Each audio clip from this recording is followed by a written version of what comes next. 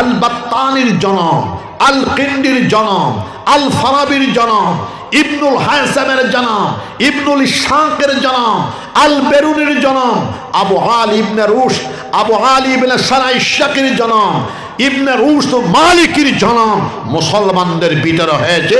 ওনারাই হলেন পৃথিবীর শ্রেষ্ঠতম হুকামা, বৈজ্ঞানিক সমাজ। জোরে বলেন সুবহানাল্লাহ।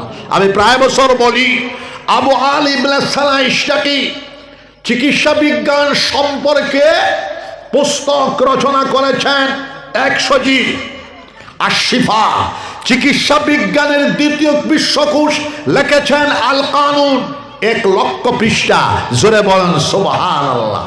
সমাজ বিজ্ঞান, মহাকাশ বিজ্ঞান, খগোল বিজ্ঞান, কেমিস্ট্রি, জ্যামিতি, বুঠানি, ভূতত্ত্ব, জলজ